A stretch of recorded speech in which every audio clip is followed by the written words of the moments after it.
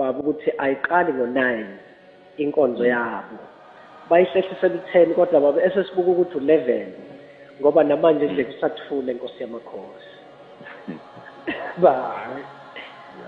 bayafunda vele Nkosi yamakhosi thathe kanjalo kunjalo baba. kodwa-ke into ngithi ngizophathisa yona kubo Nkosi yamakhosi njengoba ngingasakwazanga ukuthi ngiyifikele mina Nkosi yamakhosi ukuthi ningitshelele bona ukuthi njengoba belaphaya esikoleni siyayiqhenya kakhulu nabo. Nkosi yamakhosi njengoba belapha esikoleni bamele thina sonke njengoba thina bayithemba nekusasa lethu.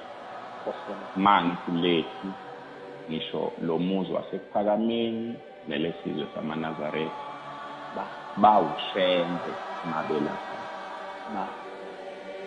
Manje-ke noma behlangabezana nani bengakhohlwa ukuthi ekhaya kuphi siyoyenza imizamo yokuthi sibalekelele noma izinto ezibathinta umphefumulo noma amaphutha engathi umuntu mayese ewele ephutheni bese eyabaleka noma singavula umnyango ukuthi abantu abenza amaphutha noma kanjani kodwa kuyenzeka umuntu ayithole esenkingeni ethile angazi ukuthi uzophuma kanjani kuyo omunye agcina isibalekela.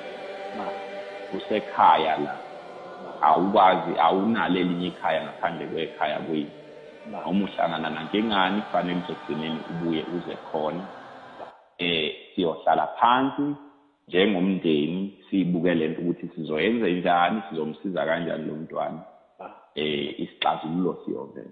Nkosi yamakhosi kodwa okukhulu ukuthi bazi ukuthi ngiyabathanda futhi ngiyayiqhenya ngabo futhi bangakhohlwa ukuthi basimele sonke bamele ushembe njengoba belapha.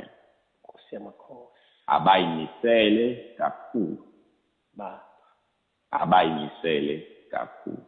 Nkosi yamakhosi kuhle ngoba sikhuluma nabo kusaqala. Nkosi yamakhosi bezame ukuthi bagweme i-influence yezinto ezizodivetha ifocus yabo emsebenzini abayowenza lapha. Nkosi yamakhosi uyabona baba.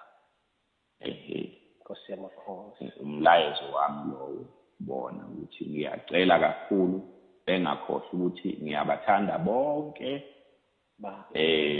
nokuthi ngiyayiqhenya ngabo bonke nokuthi siyabadinga. Umuzi wasekuphakameni uyabadinga, ushembe uyabadinga, uNazaretha uyabadinga. Nkosi yamakhosi sikhona uma behlangabezana ney'nkinga sohlala phansi sixoxa bengasigwemi iluleko zikhona abangayifuna kubangani babo kodwa ezinye beqaphele.